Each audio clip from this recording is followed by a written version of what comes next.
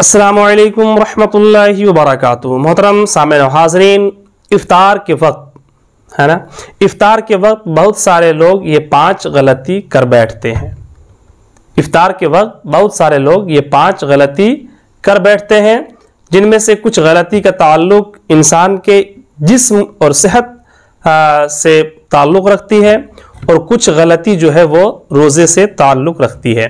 तो इंशाअल्लाह अज़ीज़ आज की इस वीडियो में वो 5 गलती क्या है हम तफसील के साथ आपके सामने रखेंगे।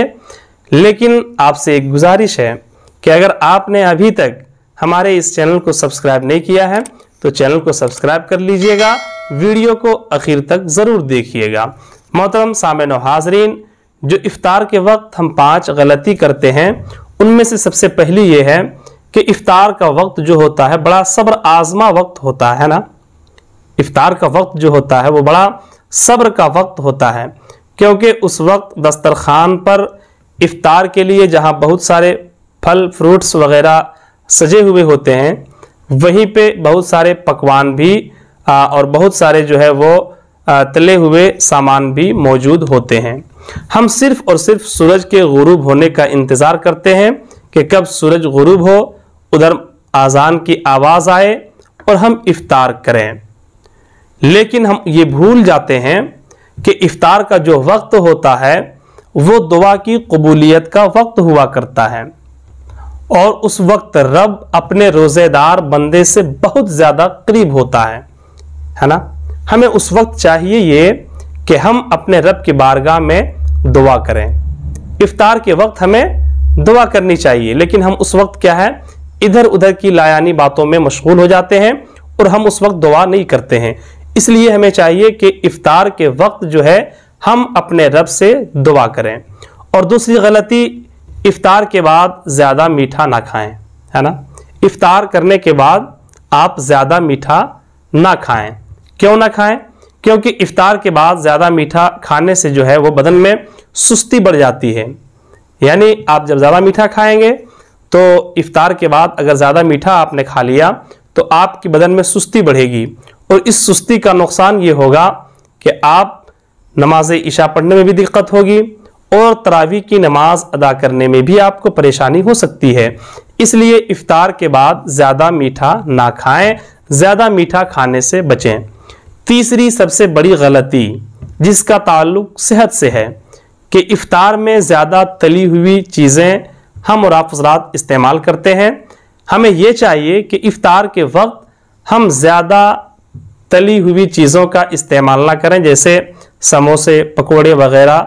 जिन चीज़ों को तेल में तला जाता है उन चीज़ों का हम इस्तेमाल कम करें, क्योंकि अगर हम तेल से तले हुए चीज़ों का इस्तेमाल करते हैं तो जो हमारा मैदा होता है वो आसानी के साथ इन चीज़ों को कबूल नहीं करता है।